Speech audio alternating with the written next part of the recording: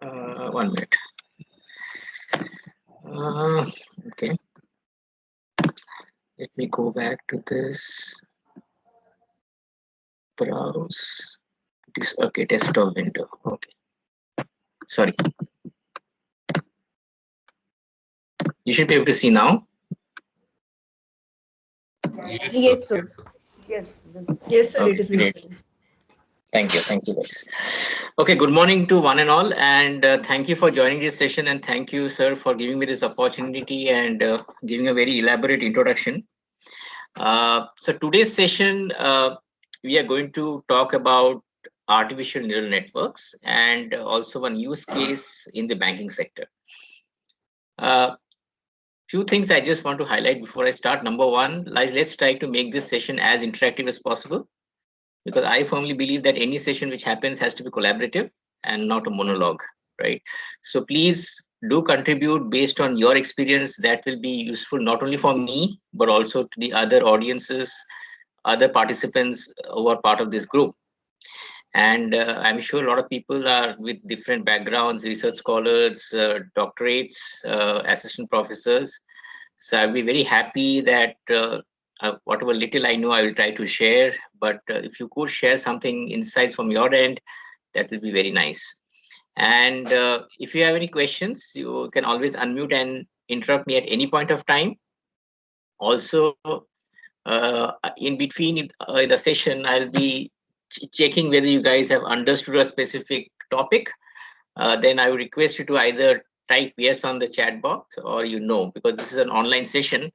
So obviously we are not physically meeting. So these are some things I like to keep in mind. And while I also show the demo, try to just ensure that while you're not speaking, please be on mute so that there is no disturbance in the session, right? Okay, having said that, so I will basically get into what is called artificial neural networks. So can somebody tell me how did this deep learning or the concept of artificial neural networks come into picture? Anybody? Anybody who is having idea? Okay, one more thing before we start, I'm going to show you a demo. And there'll be some code which is executed. So there could be some people who may not be technical and some people who may be technical. Don't worry about it. I'm not going to, the idea is not to explain to you what each and every line of code is, but to explain to you what the code does. So that is going to be my main objective, right? Okay, yeah, please. So can anybody share his thoughts as to why ANN becomes so important? Deep learning enables to analyze some unstructured data like images and other. Very good. So that is one thing. You have images. You have got image. Yes, please. Yeah, actually, deep learning it deals with like image processing and face recognition, certain areas where you need to have the image related processing. It's like a higher end of machine learning, artificial intelligence. We make use of that using the NLP algorithms and all. Okay. Neural networks, artificial, like they come, and it's a subset like of the artificial intelligence. Fine. Okay. Fine. Anybody else? Yes, sir. This is Dr. Sriyam Prabha. Yes, ma'am. With regard to artificial intelligence and neural networking, it helps to understand the consumer behavior or behavioral aspects of things, understanding in much effective manner, predicting, so making use of machinery and making the things easier, simpler, and more effective thing that we utilize this for different aspects. That is my understanding, sir. Okay, great. So I think I got some gist of from all of you. So essentially, we all started with machine learning. We have a lot of It learns from the data. Yeah, Machine learning, the algorithm learns from the data and it helps in decision making. correct. Absolutely right. So Good morning, Mr. Arunji. Good morning. morning, I just sir. had, Good I morning, had sir. a view. My name is Shankar, Yes, and Shankar. basically I'd come across artificial neural networks in the Department of Mechanical Engineering. I mean, if you would observe in a lot of Sure. colleges and universities, I always wondered how artificial neural networks is integrated to a course like mechanical engineering. Seem to see that it's a concept connected to control systems and the like control systems, computer control systems, and the such. Hello, So sir. that's a Sorry, kind it's of an elective subject that I'd come across. Okay. So just wanted hello, sir. to Myself, give my view on that. Dinesh Ansate. Yeah, just 1 minute. Let's go one by one. Yes, sir. Yeah, please go ahead. Yes, sir. Please. I think. Yes. Yeah. Who was Yes, the gentle? myself, Dr. Dinesh Ansate, Yes, Dr. from Dinesh. Vidya Pratishtha Engineering College, Maharashtra, Dean of IIIC. This is Okay. ability to learn and model the non-linear complex relationships. That's why the ENN needs to be used. Okay. So good. I think I've got various versions. So one is important thing is obviously we know what machine learning is all about. When we started with machine learning, we talked about various types of models like the supervised, the unsupervised, and the reinforcement models. And we have algorithms which takes care of this. And typically you have a regression sort of where you have multiple features or independent variables, or you could have a classification where your dependent variable is sort of a discrete. Okay. But what happened was as the data became more complex, right? Number of features increased, and the relation was never linear.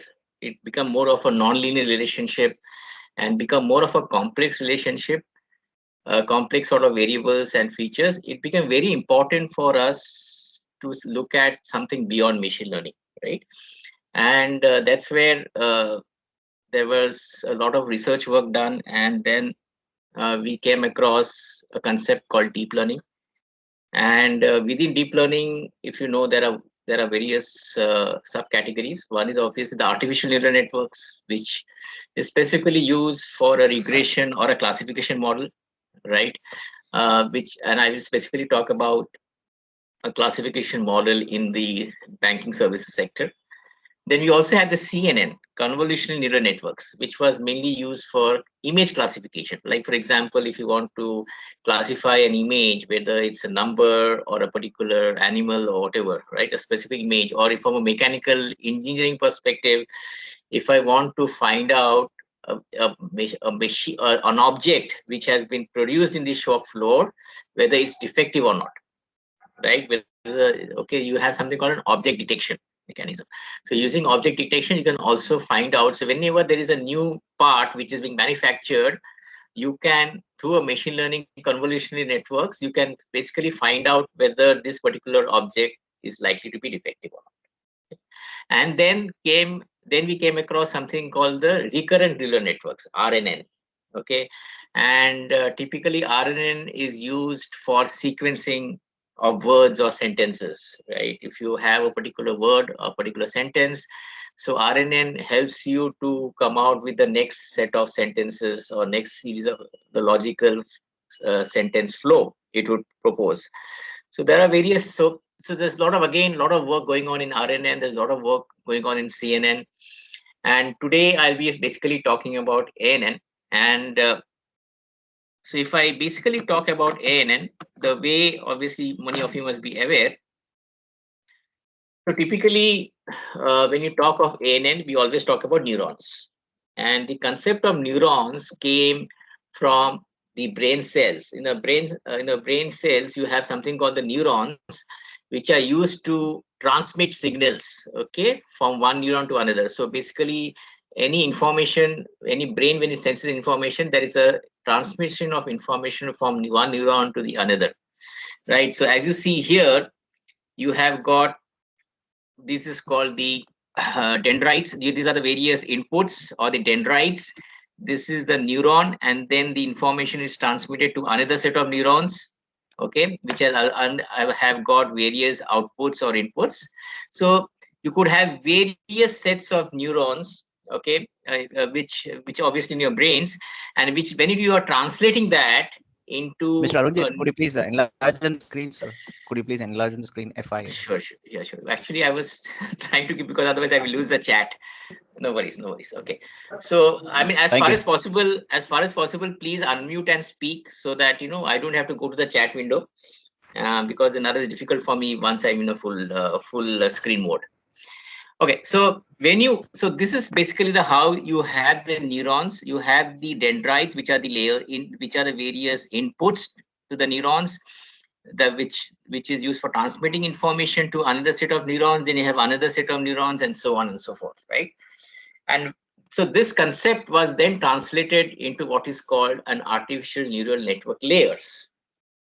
And when you come to machine learning, or when you come to deep learning, we essentially talk about various layers. The first layer is the input layer. When you talk of the input layer, these are the number of variables or the independent variables that are part of the particular equation. Suppose you have got a regression equation, or you have in a classification, you will have x1, x2, x3, the various independent variables, which basically form the input layer. So each input, whatever input you see here, is one independent variable. So if there are 5 independent variables, you will have 5 layers, or these are the dendrites. Okay. If you compare this, these are the dendrites, which are the inputs to the various neurons. These are the neurons which you see.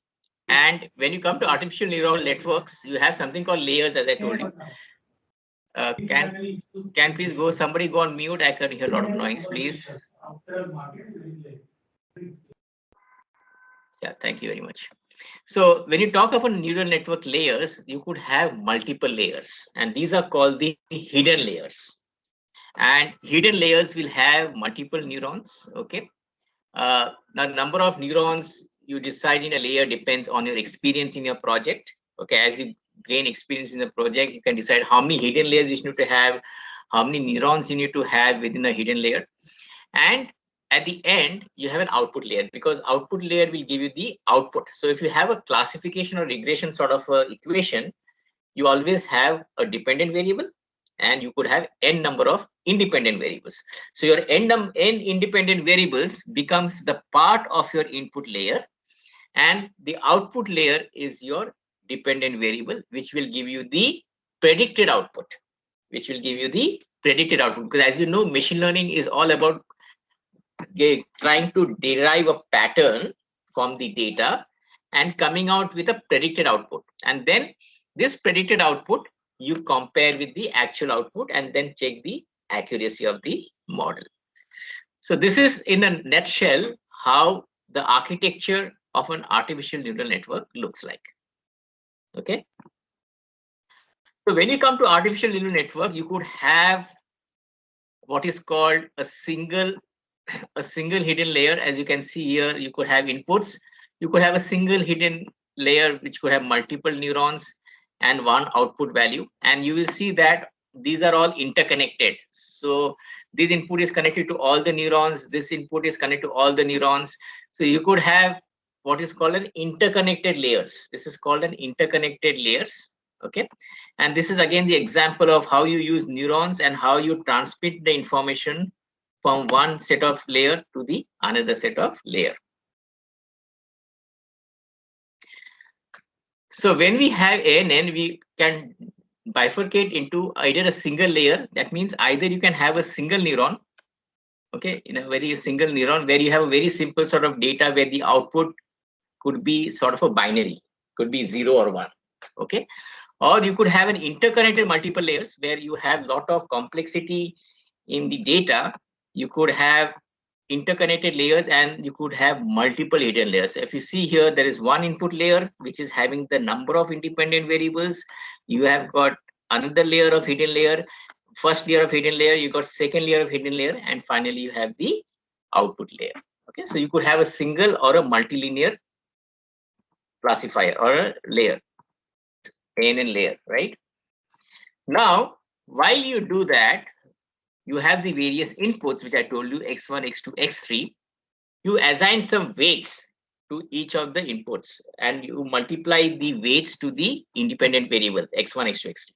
Now, how these weights are, I will come to that later, how the weights are calculated. But typically weights are having, initially we have some values, and and those values get changed till the time you try to get an accurate model. When I go through this backward forward propagation concept, I will explain to you how weights are adjusted, and I will talk to you about various concepts there. But for now, just imagine there are weights which are assigned to each of the inputs. So you have W1, X1, you have W2, X2, and W3, X3. Okay. And what happens is, at each layer, when you talk about the hidden layer and output layer, you have something called an activation functions. Okay. And the function of the activation function, or the role of the activation function, is to bring about non-linearity in the model. I'll come to that.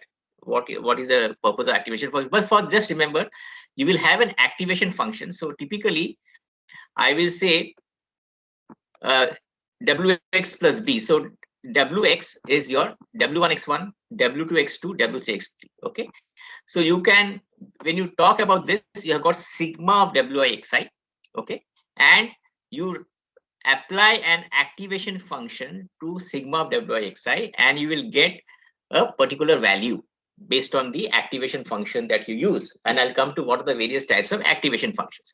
And then similar, so you could have activation functions at two places. One is at the hidden layers, and one is at the output layer. And you'll have different activation functions at the hidden layer as well as at the output layer. Okay. So what is the need of the activation functions? Activation functions, the primary purpose is to introduce nonlinear properties in the neural network. They convert the linear input signals of a node into nonlinear output signals to facilitate the learning of high order polynomials. So typically what happens, when you have a deep network, you will have a very complex equation where you could have degree of polynomials. You could have x raised to 1, x squared, x cubed, and so on. So the data could be very complex, or the independent variables degree of the polynomial could be any level of degrees. So to take care of such complex situations, you need to have what is called activation functions. And this is very important. The task of a neural networks is to compute highly complicated calculations. Without activation function, neural vectors cannot learn the model.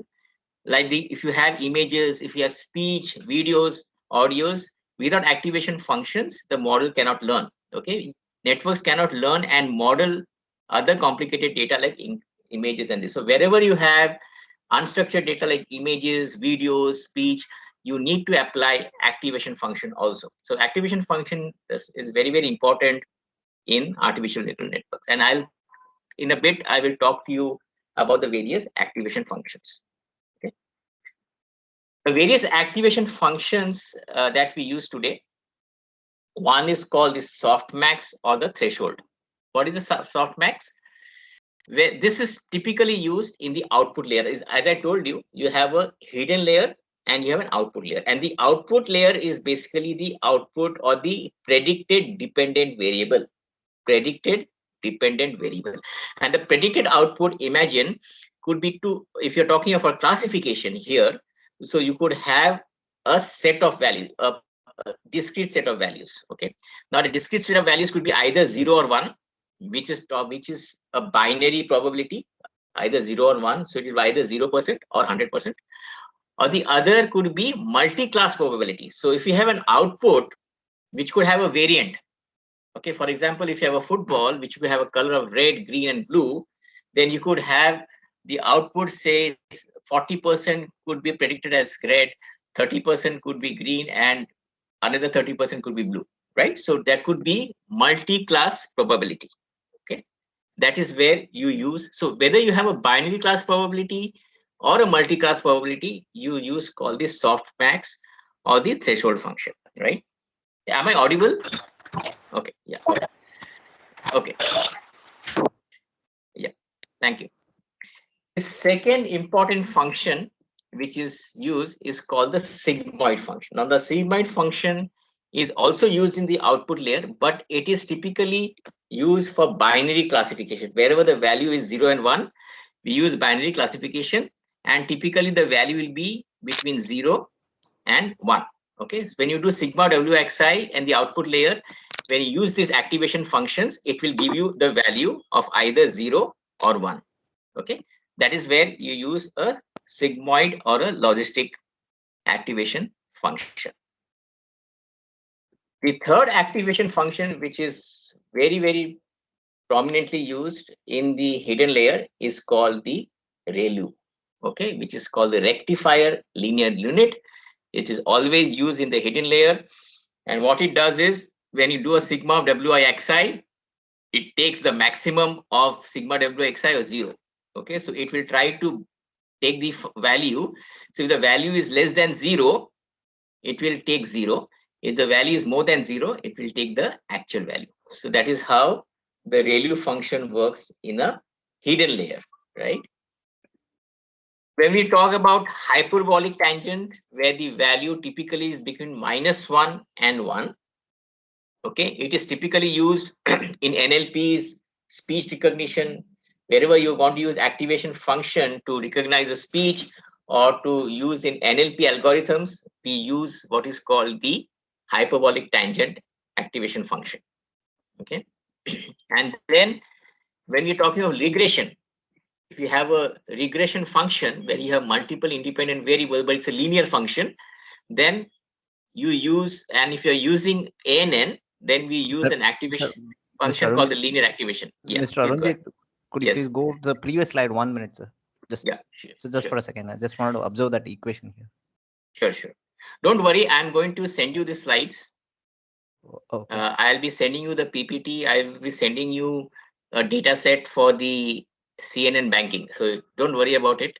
I'll be sending you all the slides, and you can read it as per your convenience. Okay. But yes, this is typically used for recurrent network, for NLPs, or wherever you're using RNN and speech recognition, you use hyperbolic tangent.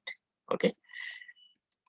The So next one is the yeah, sorry. hyperbolic tangent, anything to do with the slopes? Anything to do with the slope of an equation there that they have mentioned? The hyperbolic tangent, tan h of tan h function, tan h of z. So tan is sine by x. So sine is e raised to x minus e raised to minus x divided by 2, and cos is this one. So tan x. So usually the tan x function, tan h z. Okay. Yeah. You try to restrict the value between -1 and 1.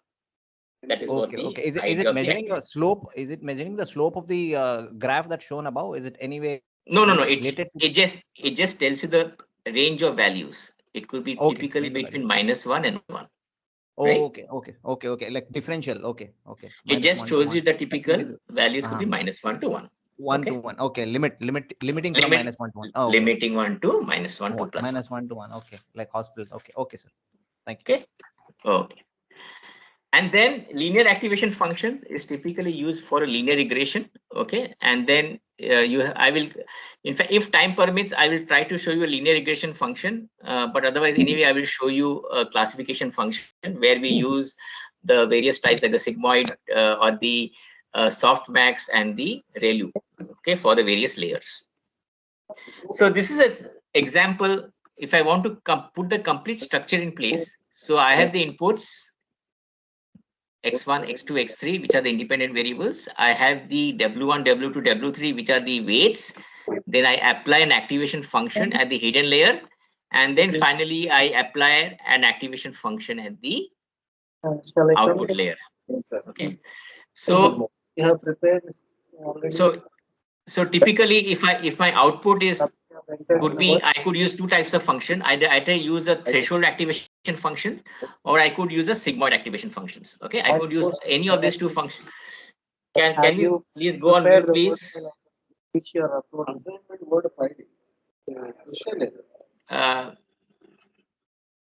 Thank you very much. So,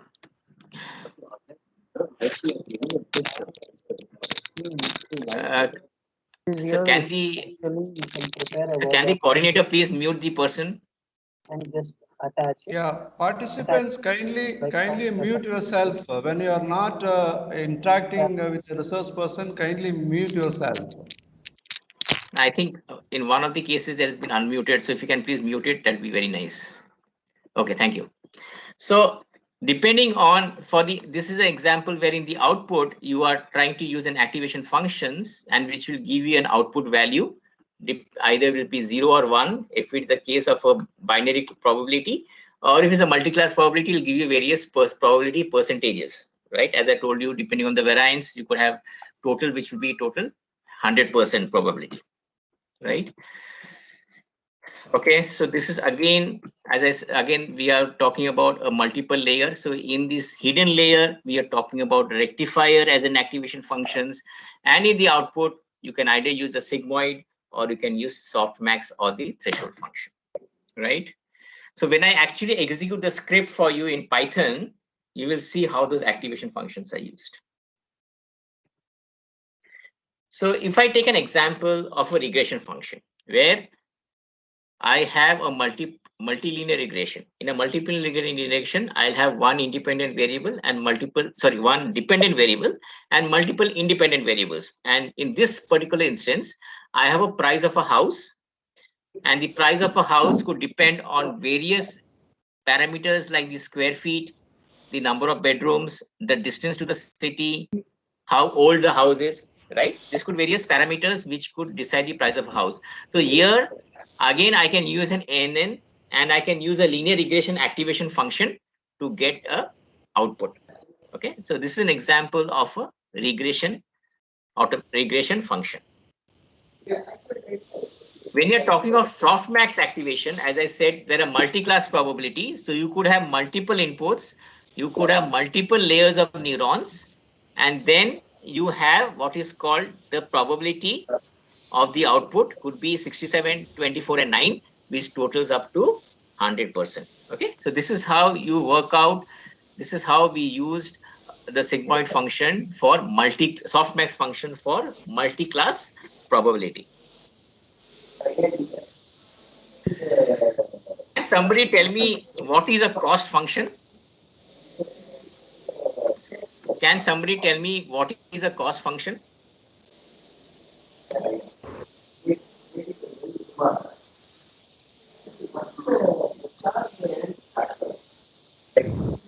Sir, it is quantifies the error between the predicted values and the expected value. Correct. So it basically tries to, cost function is essentially, it is trying to predict the error based on the predicted value which is coming of the model and the actual value, right? So typically we use sigma of y minus y predict the whole square. So y is your actual error and y is the actual value, and y predict is the predicted value which comes of the model. And for any model, you have to ensure that your cost function is minimum. Your cost function has to be minimum, right? So what happens is that we use a concept called the gradient descent. Now, if you know about gradient descent, in gradient descent you have something called, so when you apply weights, you have the weights, you have a bias signal, and you have something called a learning rate. Okay. So what happens is, if you remember, I talked about the weights and I talked about W1 X1, W2 X2. Sir, please make it large. Zoom it. Yeah, so that yeah. So you have the various weights. Okay. You have the W1 X1, W2 X2, and so on. And what happens is, you have something called a learning rate. So in gradient descent, what happens? The learning rate decides how much the weights have to be adjusted. The learning rate decides how much the weights have to be adjusted so that your cost function is minimum. Okay, so your weights, so you have something called a learning rate, which will change every time. So when you are actually going from one activation function, one particular layer to another layer, okay, you have the learning rate which decides what should be the value of weights, okay, at each layer, and depending on that, the weights are adjusted to ensure that the cost function or the error is minimized. I will show you the list of steps. It's a very nice slide. But for now, just remember there's something called a learning rate, which decides the learning rate. It is used to reduce the cost function. It decides how much to adjust the weights in step sizes so as to reach the minimum cost function. Just remember there's a learning rate which will be used to adjust the weights. Now, when I come to the various steps, I will explain to you. It's a very beautiful slide. It will tell you what are the various steps. Okay. Now, when you actually work out, you have the various inputs, you have the hidden layer, and you have an output layer. Now, these inputs are your independent variables. You have the weights which are used for X1. You have weights W1, you have weights here, you have weight here, you have weights here, you have put another weight here. So you have the weights for each combination here. This is a multi-connected layer. So you'll have W11 here, W12 here, W13 here, say W21 here, W22 here, W23 here, for example, and then W31, W32, W33. So you have multiple weights. Now, what happens during forward? There's a forward propagation.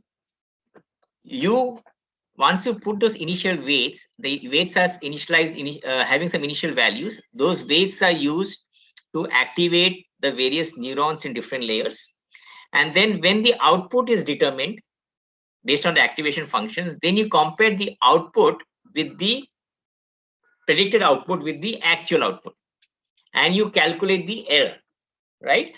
Once you calculate the error, then you do a backward propagation. That means you readjust the weights based on the output. You readjust the weights because there's a learning rate. So based on the learning rate, you readjust the weights and you do a backward propagation till the time you minimize the cost function. So for every row of data, there'll be a forward propagation and there will be a backward propagation, right? So this is followed for every series of data till we get the minimum cost function.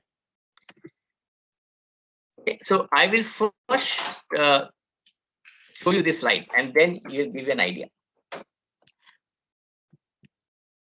First of all, what I do is randomly initialize the weights to some small numbers. That is number one step. Input the first observation of your data set in the input layer, each feature in one input node. So you have one feature is your one independent variable.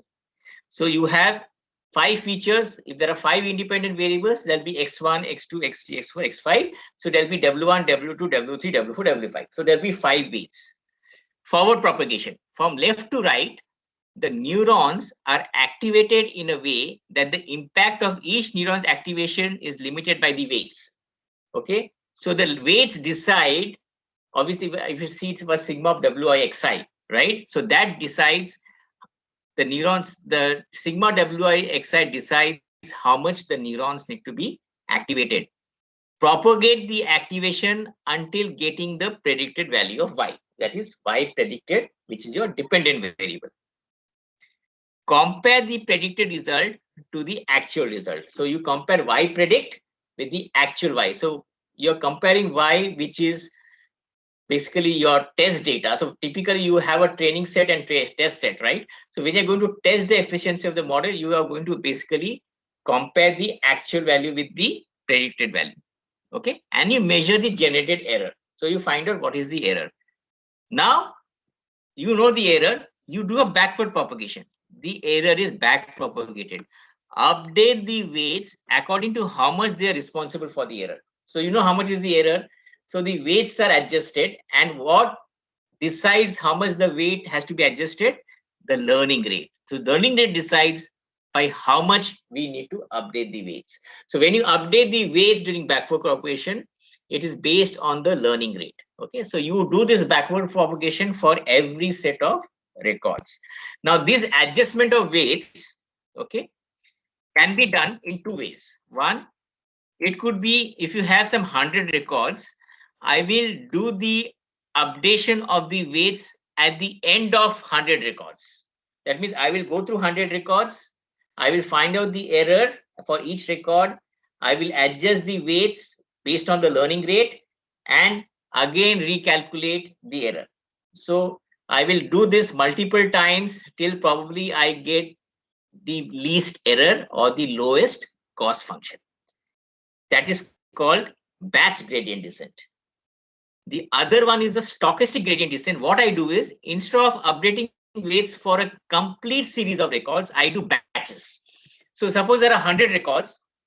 I take first 10 records. I do the forward propagation. I take the 10 records, do the forward propagation, adjust the weights, and do the backward propagation. Then take another 10 records. Then I will do the forward propagation, adjust the weights, do the backward propagation. So I will take 10 records, a batch size of 10 till I run 10 times, because there are 10 batches. Because there are 100 records, I will run it 10 times and my batch size is 10. Okay, so this is called stochastic gradient descent. And today in the industry, we use stochastic gradient descent because batch gradient descent is very computational intensive, because you will go through, imagine 1 million records, and then after that 1 million records, you're going to adjust the weights. Okay, instead of doing that, I will take 100 records, adjust the weights, 100 records, adjust the weight, 100 records, adjust the weight. So I will take various batch sizes, and at the end of maybe the 1 million records, so I complete one complete set of I basically am navigated through one complete set of input records. And when I navigate through, Mr. Arun, just had a question, sir. Just want to know, I mean, these weights that we are talking about in the class, what are these weights based on, sir? Any specific parameter or variable that that is being referred to here? No. So there are libraries which are there. For example, there are TensorFlow libraries, Keras from Google, which are basically, these are all functions which are already existing. So these weights, you have some initial weights. As I told you, if I come here, I start with some initial weights. Okay. I initially start, and then as I do a forward propagation, I know the error. Based on the error, it will readjust the weights based on the learning rate. So this is a function which is already inbuilt. It's a very complicated function. If you want to go more into details, you can always do that. But what I'm trying to tell you is that the main function out here is how you want to eliminate or reduce the cost function. That is your main objective. And to do that, you adjust the weights using the forward and backward propagation. Oh, okay. All right. Okay. So thank you. Now, so why batch? As I said, batch gradient descent adjusts weights after considering all the data combined, and it is computational intensive. In the case of stochastic gradient descent, you have a batch of data, do the forward propagation, adjust the weights. Another set of data, do the forward and propagation, adjust the weights. So I will do this based on the batch size. So if I have 100 records and a batch size of 10, I will do 10 times. Okay, until the time I get the highest records. And once I go through this complete set of records, I call it as an epoch, EPOCH. So there is something called epoch in epoch, right? So in epoch, what happens is I go through one round of complete data set, and then I can decide how many epochs I can do. So at the end of each epoch, again based on the error, I will again readjust the weights. So I can run n number of epochs, and that number of epochs I can again come through experience. As I typically, if I have number of epochs, the accuracy should increase, because at the end of each epoch, I'm trying to adjust the cost function, right? I'm trying to adjust the weights to eliminate or minimize the cost function. Sorry, EPOCHS. Okay. So coming back to this equation, let me come back. So you know this. This is a function of cost function is half of y I predict minus y the whole square. Sigma of high y minus y predict the whole square. This is the function for the cost function, right? Now, as I said here, you compare the predicted result to the actual result, measure the generated error. Backward propagation from right to left, the error is back propagated, update the weights according to how much they're responsible for the error. The learning rate decides, okay, this I've already told you. Repeat steps 1 to 5 and update the weights after each observation. Now you can update it again. There are various ways. Again, you can do after each observation, which typically happens in reinforcement learning. If I am using reinforcement learning, I can do update after each row of records, or repeat 1 2 steps, but update the weights only after a batch of observations. Okay, now that batch either could be the complete set of records, which is called the gradient descent or the batch gradient descent, or I could decide the batch size of Sir, 10, 20, Sir, please and make it large. sorry. Or I could basically decide the batch size. If there are 100 records, I could decide the batch size, which is called the stochastic gradient descent. And using that batch size, I will basically go through the forward and backward propagation for the batch size, adjust the weights depending on each. For each batch size, I will do the backward and forward propagation. I will go through the complete set of 100 records. Okay, and then that completes one epoch. I will again readjust the weights, do the second epoch, third epoch, fourth epoch. So depending on the number of epochs, which is a complete run through to the set of records, at the end of number of epochs, I can decide how much of accuracy. So typically what will happen, up to a certain number of epochs, you may see the accuracy increasing, but after a certain number of epochs, it may not even increase, right? So a lot of parameters decide the accuracy. One is the number of epochs. Number two, the number of neurons within the layer. So whether you want to have 4 neurons, 5 neurons, or there is also function where you can drop any neurons. There is a way you can drop neurons. Suppose there are 6 neurons, you don't want to use one, you can drop it. There's a drop function available. So using various parameters, either in terms of number of neurons, number of layers, that is number of hidden layers, or number of epochs, this combination of factors will decide the accuracy of the model, or the lower, or how you can reduce the cost function. A cost function is also called mean square error. A lot of people will be aware it is also called the mean square error. So how do you reduce the mean square error, or how do you increase the accuracy? Has this been, Sir, is this yeah, sir, you are doing the stochastic descent, gradient descent. That's why the epoch is going to be having a more number of data sets, and then epoch may be very high. That is number of epochs will be. Epochs is no. Again, don't get confused. Epoch is number of times to run through a complete data set. You have 100 records in your data set. So if one epoch is running through the complete 100 data set, second epoch, you are again running through the same 100 data set. And when I'm talking about batch size, out of the 100, I will take batch size of 10. So I will take the first 10 records. I will do the forward propagation, backward propagation at the end of the 10 records. Take the next 10 records, again do a forward and backward propagation, again next 10. So I'll do 10 times because there are 100 records. Once I complete 100, I complete one epoch. Then second epoch means I will again run to another set of 100 records.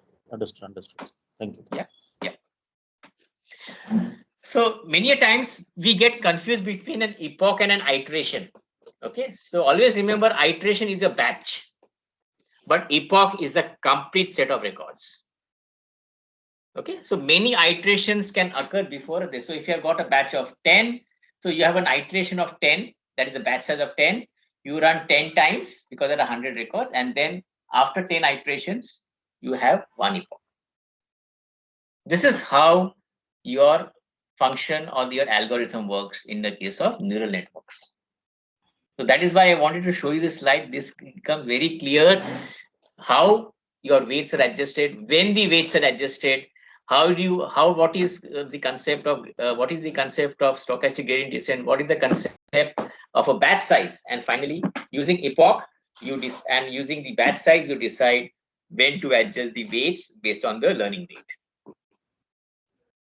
Okay, so this is how we basically do the calculation. As I said, weights are adjusted to reduce the difference between the actual and a predicted value. Okay, so this is a very nice example of a study hours, sleep, and quiz, and how much in exam, how much percentage is going to get. So this is of a regression function. So you adjust the weights.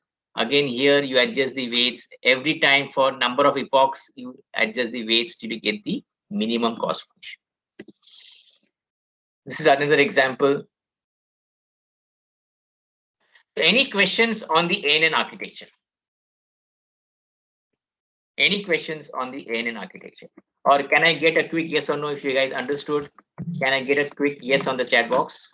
Sir, on this slide, sir, on this, Mr. Ranjit, just a quick question. Sure. On the weight that you're saying, W1, W2, W3. I mean, I just wanted to know, with respect to this slide, what would be the weights? Like, would weights be like, for example, study hours, sleep hours, quiz? Is that how? No. Study hours. These are the X1, X2, X3. X1, X2, X3. Is it okay? These are X1, X2, X3. These are inputs. These are the X1, X2, X3. Okay. And you apply weights to each of these variables. So if you, okay, what would be okay? Okay. So what would be weights then, sir? If we are that's what I'm saying. That's what I'm saying. You start off with some small numbers. Okay. Numbers. Okay. Between that limits. Okay, you did mention about the limits, right?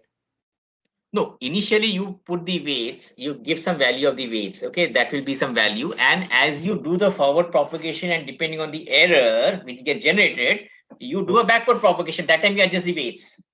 Okay. Iterative, yeah, continuous process. Okay. Yes, it's a continuous process. Okay, trial and error kind of. Okay. Yeah. Have you guys understood this concept? Anybody has any questions on the ANN architecture?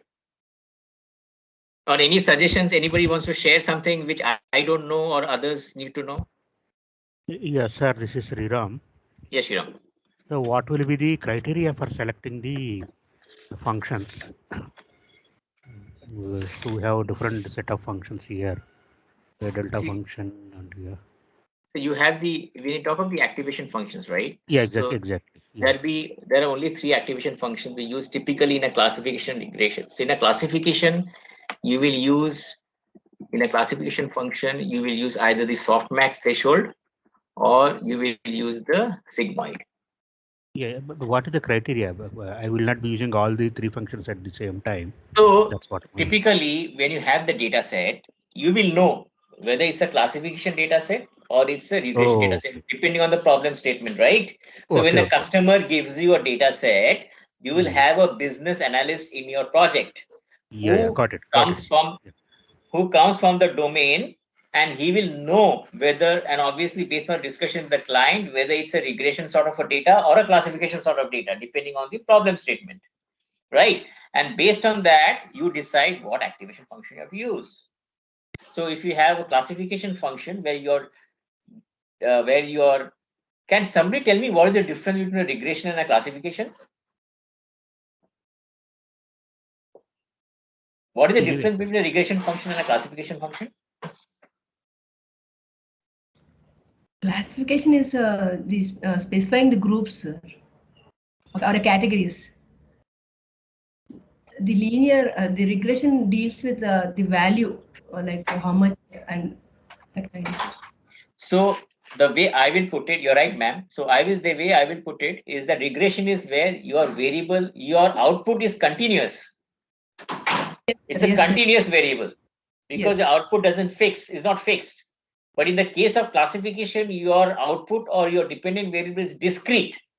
So you will have a fixed set of values.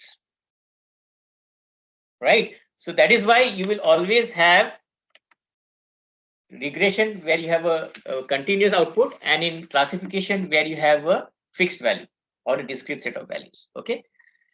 And so coming to the function, sir, have I answered your queries? So depending on whether it's a regression or classification, which you need to identify at the beginning when you get the data set, you basically decide what activation function you have to use. Sir, can you, thank you, sir. Can you give the example for regression and classification?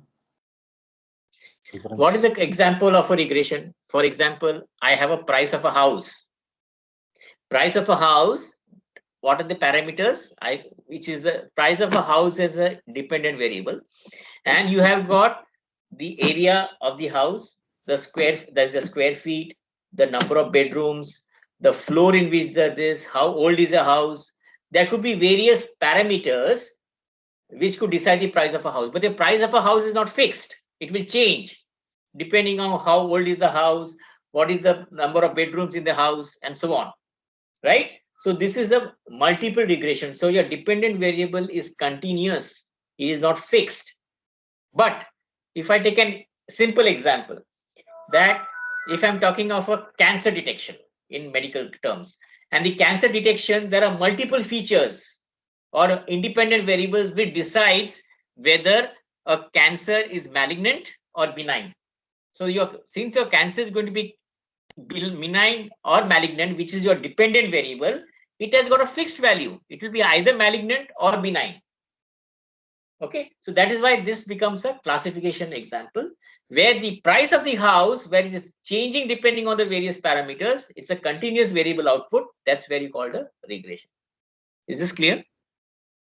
Yes, sir. Okay, Thank sir. you. Thank you for that. Okay, great. So any other questions on the ANN architecture? Okay. So now before I go through a case study, I want to explain to you some basic features of data pre-processing. Can somebody tell me what is data pre-processing? Anybody has any idea or can share? What is data pre-processing? Anybody can tell me what is data pre-processing? Whether the available data is following the boundary conditions we have decided, the validations that are going to be performed. Okay. Also whether there are any outliers. Very good. Very nice. Okay. It deals with if there's any the wrong data, like we need to correct it before, like and any data is missing in that, we have to take care of that, and categorizing the data or splitting into train and test data where we can apply to the model, and these are like come into this category. Correct. So preparing the raw data and make it suitable for the model. Please, this is a very, very important phase in any data science project. Okay. Typically, whenever you get some data from the, there's a lot of echo noise, sorry. So whenever you get some data from the client, from your customer, most of the time your data is never correct. You will have a lot of issues that there one could be you could have some missing data. You could have some redundant data, as somebody rightly said, there could be outliers, okay, which is outside the range, right? And you could also have cases where there is some text field. You have a text field in your data, and please know that machine learning algorithms don't understand text. It doesn't understand text. So you need to convert those texts into numbers. Okay. And obviously splitting the training and test set is a must, as you know, because with the training set, you are going to train the model, but with the test set, you are going to measure the accuracy of the model. Right? So using training set, you're going to train the model, and using the test set, you're going to measure the accuracy of the model. Right? So I will just run through some of the data pre-processing steps. This is very important because when I'm going to show you the NN script, this is something which will be a precursor, I will call it. Okay, so I will run through it. I will show it to you in Python. Okay, and so, and those who are not technical, please bear with me. Don't worry about it. You don't have to understand the technicalities, but I just understand the concept and what I'm trying to do and what is the purpose of doing. Okay. So whenever you get some data from your client, in a data science project, there is something called a data preparation phase. In the data preparation phase, what happens is that you will first collect the data from the client, you will study the data, you will find out any missing values, redundant values, outliers, and so on. And you need to make sure, as a part of data preparation phase, your data is absolutely clean and correct. Okay. Today, 50 to 60% of your time in a data science project goes only in data preparation. because many a time data is not correct. The data needs to be pre-processed. The lot of things needs to be done. Once you do the data pre-processing, then you get into the modeling where you train the model with the cleaned processed data. Once you train the model, then you test the model. That is called the model evaluation. And once the model is evaluated and you get an accuracy of at least 85%, typically, please note that in industry, whatever machine learning algorithms you try, you will never get 100% accurate. Never. To the best of algorithms also will not give you that. Yes, still to get to a stage of getting 100% accuracy. Okay. So even today in the industry benchmark, if you get a accuracy of 85% plus, I can recommend that model to my client. So once I do the model evaluation using the test data, model evaluation I do with the test data to find the accuracy of the model. And based on the accuracy, I decide whether I should recommend that model to my customer. Okay. So this is how I do a data science project. So as part of my data preparation phase where I do the data pre-processing, first of all, what I need to do, I need to import my libraries. Okay. So there are a few libraries which are very important. I'll come to that. I will import the data set. So I will have some input data. I'll have to use a function to import that data into my program. Once I input my data, I need to identify which is the dependent variable and which are the independent variables. I'm assuming here it's a classification and a regression function, right? So either you will have one dependent variable and you'll have multiple independent variables, and the decision of the and how you decide depending on the data set, you can come to know whether it's a regression data set or it's a classification data set. So you identify which are your independent variables, and there will be always one dependent variable. Please note, there cannot be multiple dependent variables. There will be only one dependent variable. So you decide which is your independent variables, which is also called features in machine learning, and which is your dependent variable. Then if you have taken care of missing data, if there is some missing data, how do you fill up the values? One thing which I always emphasize, data responsibility is not you as a data scientist. The responsibility of giving the correct data lies with the client. If you got missed data, if you have got some data which is not making sense, you have to go to your client and get the right data. Unless you get the right data and get a sign off of the data preparation phase, you're not going to get into data modeling phase. Right? So it's the responsibility of the customer and your constant this is a lot of collaborations required with the client to ensure that you get the correct data, right? Then you data categorization. Now, what is data categorization? If there's a text field, you need to convert that into a binary format or in a number format. That is where you need to do data categorization. Then splitting the data into training and test set. And the final, what you call, is the feature scaling. Feature scaling is another very important feature. I'll come to that. So these are the three most important libraries today in Python. I'm using Python as a programming language. And basically, three important libraries are the NumPy, Matplotlib, which is mainly used for graphical representation, and Pandas is used for manipulating the input data set which you are using. So if you want to import a data set which is either from an Excel file or an Acrobat Reader file or a CSV file, you use your Pandas library. Okay. Importing the data set is where you're importing. This is my input file. I'm importing the data set and I'm identifying which is my independent variable. Typically, I use X as my independent variable and Y as my dependent variable. And generally, variables are case sensitive. So please be very careful because small x and capital X has a different meaning altogether.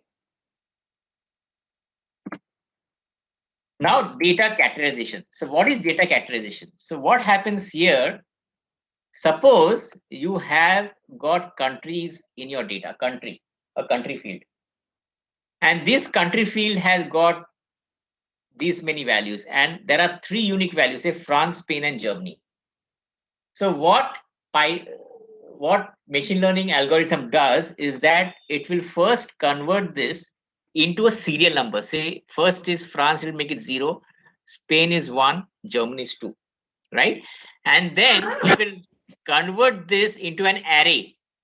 So if it is France, it will represent as 100.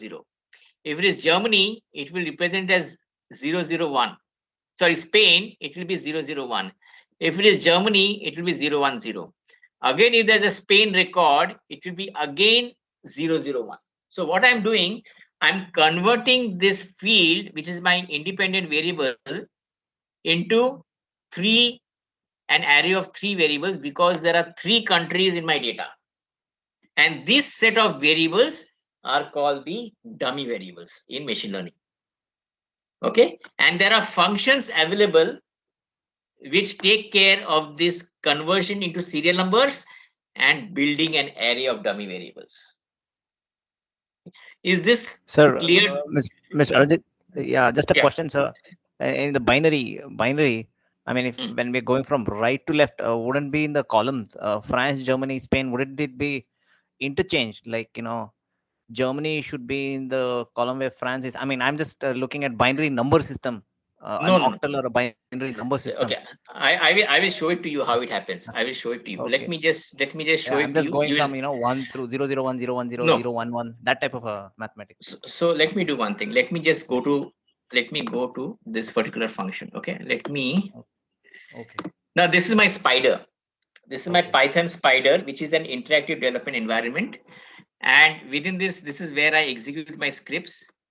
This is where I have got a help. I have got a variable explorer where whatever variables are assigned in my statement, I get it out here.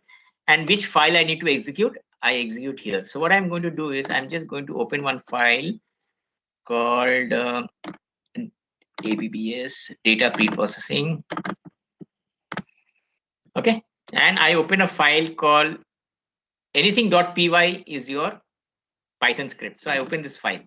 So this is my data preprocessing steps, like importing libraries, importing data set, then deciding the independent dependent variables, data categorization, splitting, and feature scaling. So these are the steps which I'm going to show you now. And I'm using this my data set, data.csv. Now data.csv has got 4 fields: country, age, salary, and purchase, yes or no. So this is an automotive company which is trying to find out what are the likely profiles of the people who are likely to buy that specific model of a car. Okay, so that automotive company has got data and he wants to come out with a machine learning model which will help to do a right prediction. If that be the problem statement, can somebody tell me, is this a classification data or is this a regression data? Regression. Why is it regression? Sir, the values wouldn't be changing in the sense, it would be continuous. So which is your dependent variable? The country, age, salary, purchase, age and salary, age, all the 3 variables. So what was my problem statement? My problem statement was I need to find out the category of profile of the people to decide whether they're likely to buy a particular brand of a car. Okay. Of my company, right? So this purchase no or yes becomes my dependent variable. Okay. And my country, age, and salary becomes my independent variables. Okay. So this becomes a classification data because my dependent variable is discrete, either yes or no.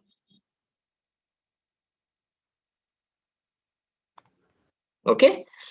So what I do here is that, first of all, I have this data. Now, this data has got some problems. Okay, let me first import my libraries. Okay, so what I will do is I will execute one line after the other and the output I'll be able to see it here. Okay, now let me just do that. Let me import these libraries. I imported my library number 1. Sir, I got a question. Yeah, please That go is, ahead. if you have a data Mhm. and it is having multiple classifications, and if it goes on increasing, whether it goes to the regression model. See, if your output is a continuous variable, it is regression. If your output is discrete, then it is classification. Even if it is a multi-class classification. The multi-class, then it will be the output will be any one of the 3 values. No? So if if I've got, I said, output is a red ball, green ball, or a blue ball color, so output will be only one of the 3. It can't be anything else. Only the probability distribution could be different, right? But my output will be anyway one of the 3 colors. Okay, sir. Okay. Right? So now I imported my libraries, I import my data set. And when I input my data set, I can go to the variable explorer. I can see my data set. This is how my data set looks. So there are around 10 records. I've got my country, age, salary, and purchase, yes or no, right? Now I identify which is my independent variable. So my independent variable is Germany, sorry, country, age, and salary. And my dependent variable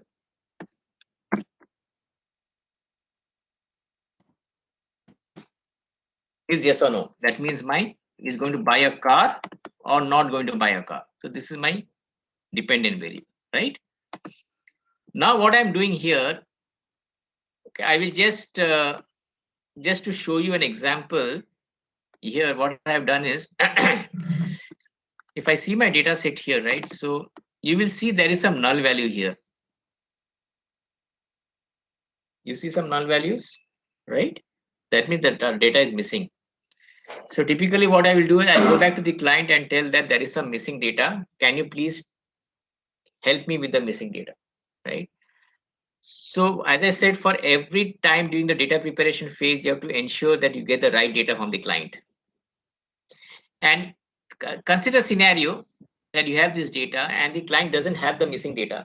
Then you can make an assumption that I will use a mean of the salaries and put it here. I will take the mean of the age and I will put it in the missing value. I'm just giving an example of an assumption that I'm making. And even if I'm doing some assumptions, I need to get the concurrence of the client, because ultimately the ownership of the data lies with the client and not me as a data scientist, right? So I'm just doing this. I'm not just see the output of the code. Don't get into the code. Don't worry about that. So now if I see the value of X, you see the missing values are replaced by the average or the mean of the other values, right?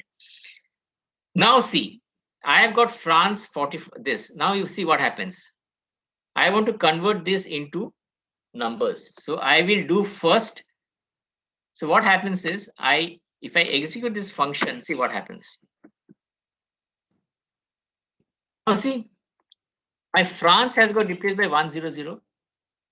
My second record, which is Spain, is 001. And my Germany is 010. And again, next is Spain 001. So my country has got replaced by 3 dummy variables. Now, whether it is 100010, what should be mapped, you don't have to bother. There are functions called the label encoder and one hot encoder which does it for you. You don't have to bother internally how it behaves.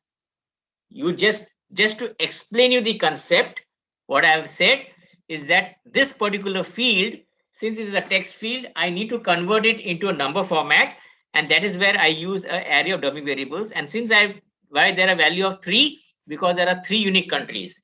If there would have been 5 countries, I would have created 5 values here, 1 0 0 0 0, then 0 1 0 0 whatever. So every in that array of dummy variables, only one will have a value of 1 and others will have a value of zeros. That is how you do what is called data characterization. Okay, any questions on this? Have you now understood what is data characterization? All of you have understood what is data categorization? So, sir, what you're basically implying is the categorization, whether be it regression or classification, is based on the dependent and the independent variables. So we have to look for what's the dependent data set, right? No, I'm right. for data categorization, you have to look for if there's any text field. Okay. Which are you going to use for analysis? So country I'm going to use for analysis. Okay. If I have to feed country as a text field into my model, it will not work. Okay. I have to convert that text field into numbers. Oh, okay. Okay. And to do that, I'm doing this data categorization. Okay. Similarly, if I see here, my yes or no is also text. So this I convert into 0 and 1. So I use the label encoder function. And now if I see the value of y, because earlier no and yes, it will become 0 and 1. So I've converted all my values into numbers. And I will show you the example of that churning of the of one banking use case where there are two text fields. One is a state or country, I don't remember. I'll come to that. And one is the sex, what is male and female. So I'll have to convert both of them into numbers using label encoder and one hot encoder. Okay. And then what I do is, obviously, this all of you are aware, I need to convert my data into a training set and test set. And for example, here, if you see 0.2 means that my test set is 20% and my training set is 80%. If there are 10 records, 8 records will be training set, which will be used to train the model, and 2 records will be test set for testing the efficiency of the model.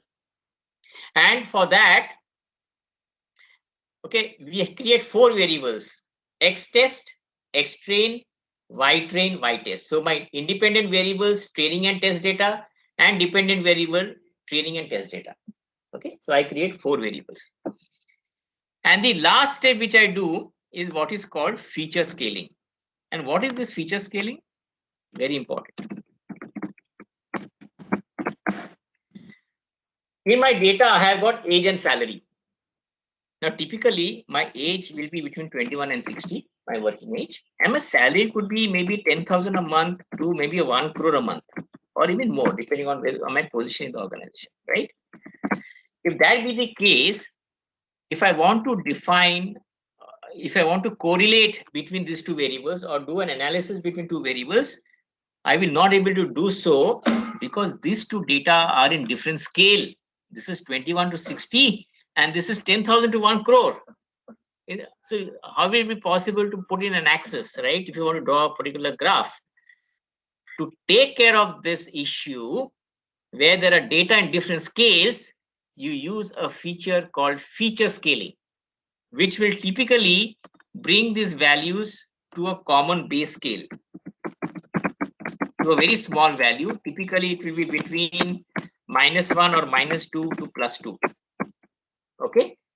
And there are functions which does that. And those functions, okay, one is called a standard scaler.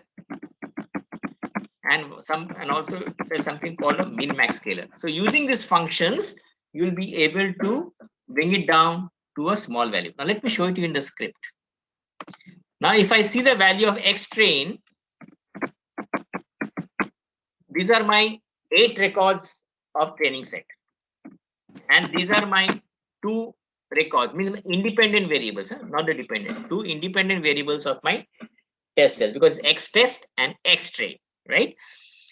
Now using this standard scalar function, which is again a function which is inbuilt by Python, what happens, see, and I'm using this on X train and X train. Now see if I see the value of X train,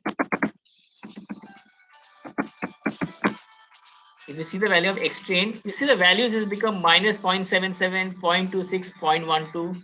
See the values have come down to such a small value, right? This is basically what feature scaling does. It is bringing down to a small value. Now you'll be questioning how this mapping is done. This is again taken care by the function. You don't have to bother about that. Similarly, if I look at X test, see the values 2.64, 0.77, 1.45. These are again very small values, which are again brought to a common base scale. So all your features, where there are various numeric values of different scales, it is always important you do feature scaling as part of the data pre-processing steps. Is this clear to all of you? Have you guys understood the data pre-processing steps? Have you guys understood the data pre-processing steps? Can I get a quick yes or no on the chat box? Where's the chat box? Yes, anybody has any questions?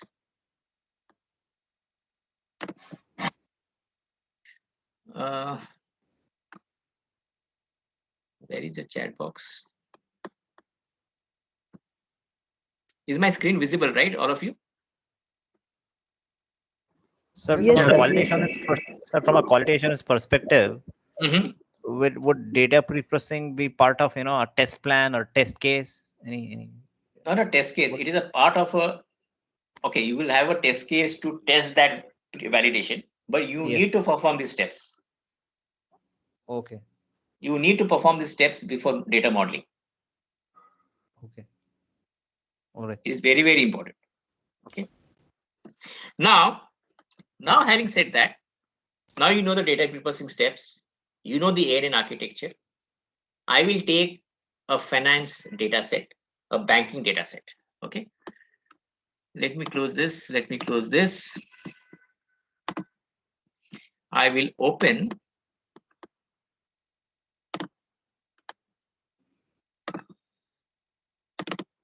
Don't worry, I will send you this data set to all of you. You can study it later, no worries. So now what happens? Now there is my data. This is my data. Now what is this data? There's a bank. He is capturing the data of a customer, and he's finding that a lot of people are leaving the bank. And that is what is called the churning, right? And I need to come out with a model to find out, basically, which will try to do a proper prediction of this data and can tell me whether, with a particular set of parameters, whether a guy is going to leave the bank or not leave the bank. So I capture the customer ID, surname, credit score, geography is in, gender, age, tenure, balance he has in the account, number of products he's using, whether he's having a credit card, whether he's an active member, what is estimated salary, and exited. Exited means 0 and 1. 0 means he's not exiting the bank, and 1 he's exiting the bank. Okay, this is my data. And I want to come out with a learning model. So here I'm going to use ANN. So what I will do first, I will open my script. Oh, sorry, not this one. Now this is my script where, again, if you remember, okay, first I'll do one thing. I will restart my kernel. This is a very important, nice step. What I do is I just blank out this, and also I blank out this variable explorer. This will get all blanked out because I'm doing something from scratch. So it has got blanked out, right? I start from scratch. So what I do, I import my libraries. Number 1, NumPy, Matplotlib. This is my first step of data pre-processing. Then I import my libraries, my data set. If I want to see my data set, there are 10,000 records and 14 columns. Okay, 10,000 records and 14 columns. And this is my data. Row number, customer ID, surname, credit score, geography, and so on. So I know this is a classification data because I need to check out whether he's going to churn out of the bank or is going to remain in the bank. Now see what I'm doing. To define my X, I don't have to vary about row number. I don't have to worry about customer ID because customer ID will be unique for every customer. I don't have to care about his surname. I don't care what his surname is, right? I only want to find out what parameters decide whether he's going to exit the bank or is not going to exit the bank. So I take my independent variable starting from credit score. I take my independent variable starting from credit score right up to estimated salary, and my dependent variable is exited 0 and 1. Okay, this is what is my data classification. So I will, so this is my X. And what is my Y? So my X starts with my credit score, which is 619, so on. And my Y is my 0. Now, do you need to do data categorization?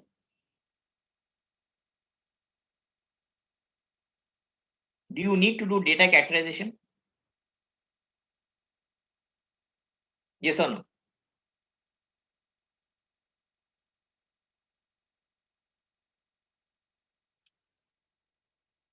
Am I audible? Yeah, you are audible. Yes. Yes, sir, it So, is audible.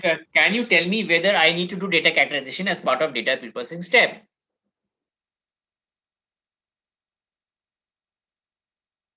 I need to, right? Because I've got one text field called France, which is my country, and I've got a text field called male, female. I need to convert this into a number, right? Do you guys understand or not? Why I need to do data categorization? Because there is a text field here. I need to convert this into a number format. That is where I'm going to use label encoder and one hot encoder functions, right? So this is what Yes. I'm doing here. So I am converting this into, if you see now value of X, all my, this has gone, all my text field has gone, all it's got converted into binary values or number values in the dummy variables, right? Now, once I do this, I need to also do data split. So I use, so out of 10,000 records, how many records are there? Sorry, how many records? 10,000. Out of 10,000 record, 8,000 records will be my training set, test set, because 20%. So X test is 2,000, 20% is test set, 80% is training set. So 8,000, 2,000, that is 10,000. Okay.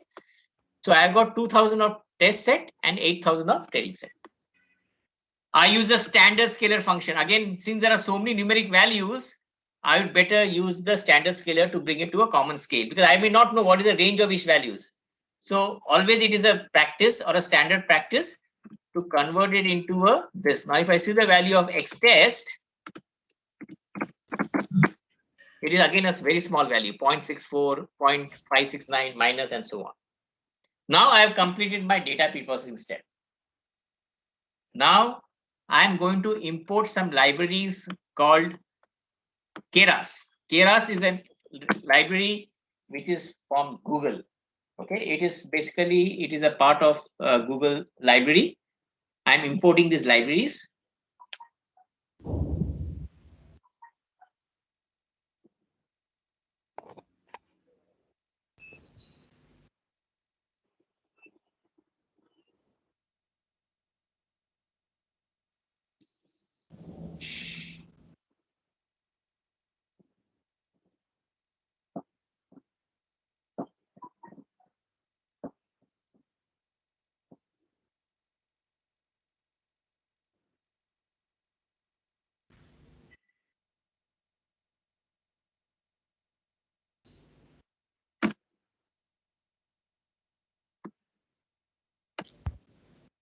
In just a few seconds.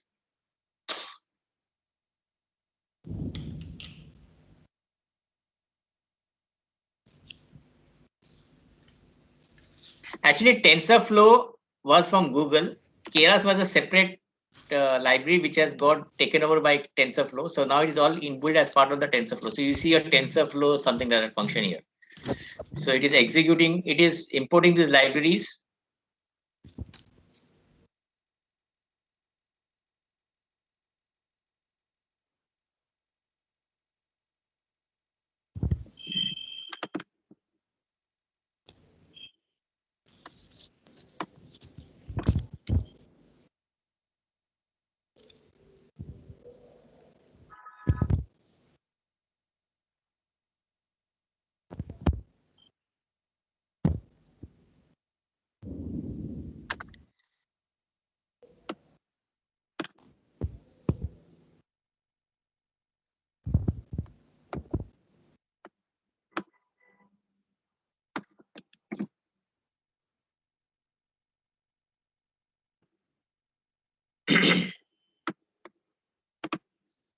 time. Yeah. Now I'm going to initialize the ANN. This is the function to initialize the, sorry, what am I doing? Select this, I'll initialize, okay. Now what I'm doing, I am first deciding that how many layers I need to have. So I will be creating the first, if you remember, I talked about the input layer, hidden layers, and output layer. Now input layer is dimensions 12. So there are 12 independent variables. So I've got input dimensions 12. I'm going to use activation function ReLU for my hidden layer. This is hidden layer number 1, and number of neurons equal to 6 in my hidden layer. So I'm going to create the first hidden layer.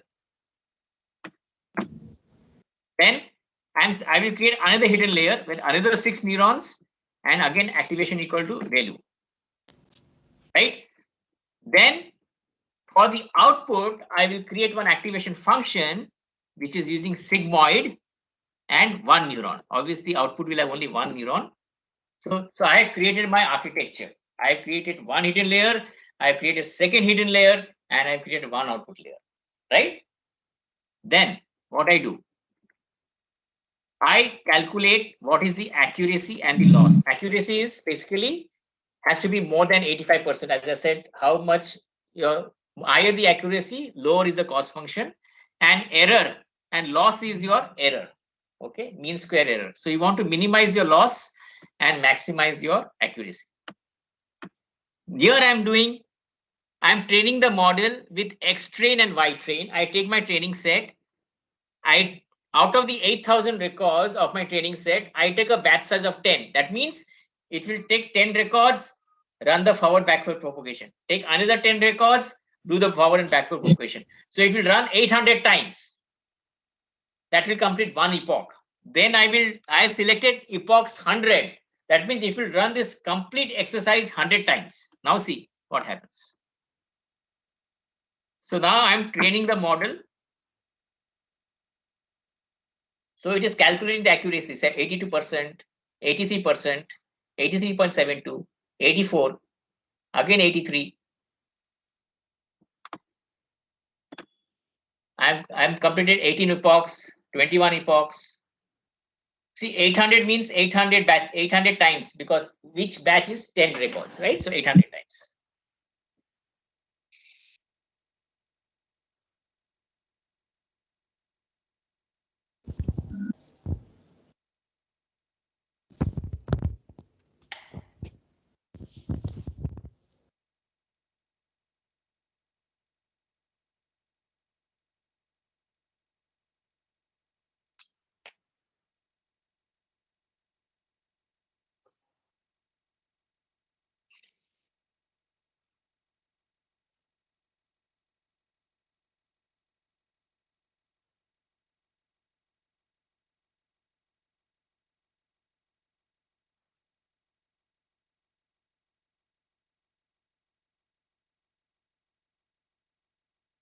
So now it has given me somewhat of an efficiency of accuracy of 84%. Now, how do I validate the accuracy? Now, my model is trained. Now I am going to do using my test data, I'm going to come out what is called the predicted value. So I got a Y predict, and all of you must be aware, I'm not getting to this, there's something called the confusion matrix, which is used to measure the accuracy of a classification model. Now, if I use the confusion matrix and calculate it is coming around 84.65. So the accuracy of this model with 100 epochs come to 84%. What you may do, as I said, you can vary various parameters. You can either increase the number of neurons in a layer. Number two, you can change the number of layers, hidden layers, or number three, you can change the number of epochs, which will decide, and then you can try out various options and see which is going to give you the highest accuracy. And this is the way an ANN model works. And I give you an example. Okay, so with this, I have completed my session on ANN and the banking case study. Any questions?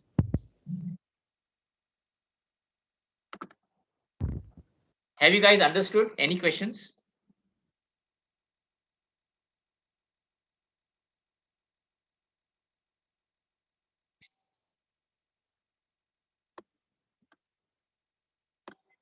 Where is the chat box? Why is it not showing here? Any questions, guys? Am I audible? Yes, sir, you are audible. You are audible. Sir, I have a query. Yeah. Can you explain this feature scaling, that particular step in the data pre-processing? Okay.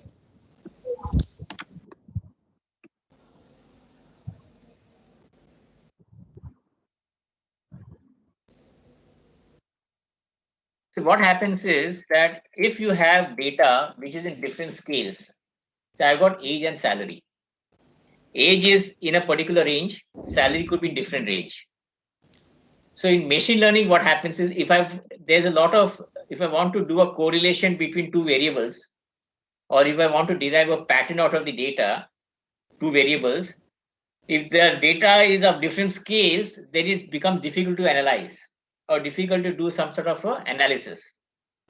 So what machine learning best practices recommend is that using feature scaling, you try to bring the values to a common base scale.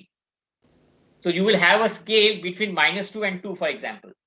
So it is easier for the machine learning algorithm to do an analysis of those two variables, like age and salary. And that's where you have functions called the standard scaler, which uses this function. It's called the standardization, or you also call the normalization. This function, this is your min-max scaler, which I use to basically bring it down to a common small value. That is what is called a feature scaling. So you scale it down to a common base scale. That's what feature scaling is all about. Is that clear to all you, sir?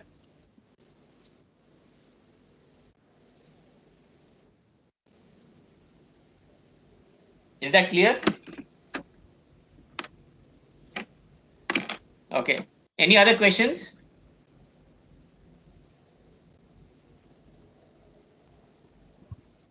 You gave an example of this bank customers exiting, right? Yeah. You said the accuracy around 85% or something like that. Exactly. I mean, what's the outcome of the analysis? Outcome of the analysis, I can say, is that the model is giving me an 85% accuracy. That means if I have a new set of data, which I feed into the model, once I deploy it, then what is the accuracy of getting the proper predicted output? Okay, so higher the accuracy, more dependable is the model. Sir, is it possible that you are giving the inputs and you are adjusting the weights with the dependent and independent variables, and again go to the backpropagation? It that was is all. Earlier, if you get the 60% and then you go up to the 90%, 95%, like that, if you are increasing the accuracy with the threshold, is it possible? Yes. So if you probably increase the number of epochs, or you probably increase the number of hidden layers, the accuracy may increase. 86%, which is going giving. Where 85% accuracy means in 85% of the time, 85% of the time, the actual and predicted value could be correct. In 15%, there could be an error. So that even if you that is a cost function. That is cost function. But but when you're talking about in the classification model, the way to measure the accuracy, we basically use the confusion matrix. Okay, so in confusion matrix, again, there's a concept of accuracy, there's a concept of error.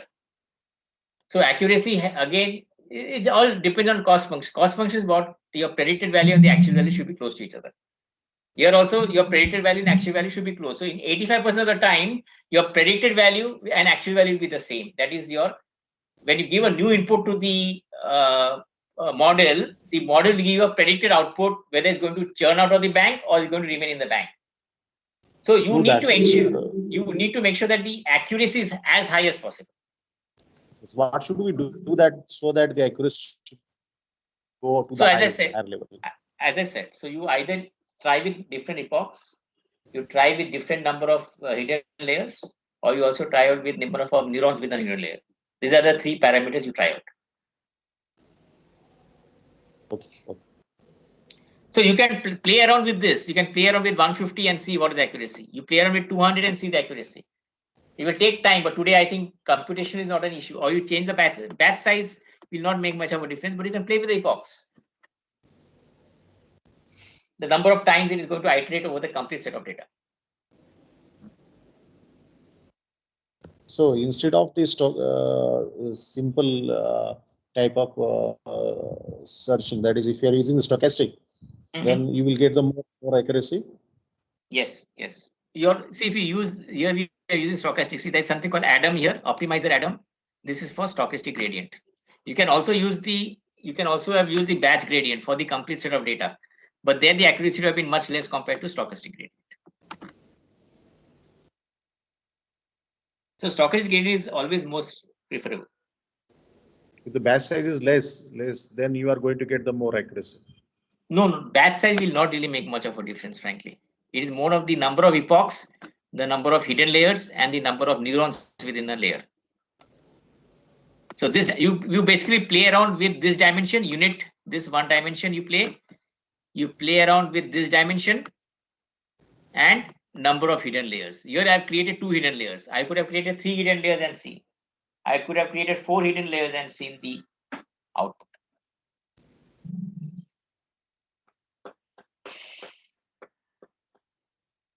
Some of the times you need the output, the output, and some of the times you don't know the output.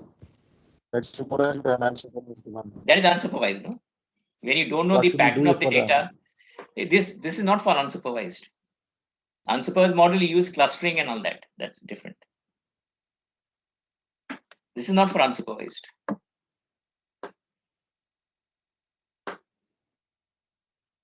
Thank you, sir. How to select a particular algorithm, sir? If you have a number of algorithms. See, typically industry, when I'm learning a machine learning model, let's talk about classification model, right? So if I have a data set, I will try different models. It's like I'll try logistic regression, I will try decision tree, I'll try random forest, I will try KNN, I will try naive Bayes, SVK, support vector matrix, SVM, and see the model which is giving the highest accuracy, and I will select that model. So we have to try with all the different algorithms, and then which is the best one we can take. That's it. Perfect. Sir? Perfect. Okay. That's how we do. That's how we do for different data sets. Okay. Thank you, sir. For the same data set. Sorry, for the same data set. Yeah. It's a clear explanation you have given, sir. Thank you very much, sir. Because I'm lagging in this neural network and all. Yeah, I got a clear, a kind of clarity, sir. Thank you very much, sir. Yeah. Any other questions?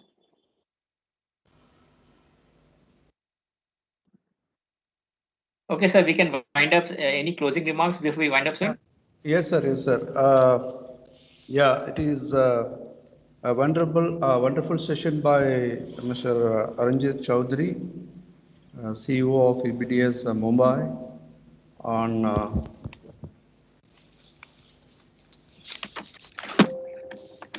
ANN with use case in banking industry.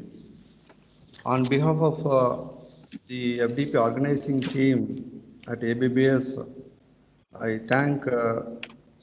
Aranjit Chowdhury for the wonderful session.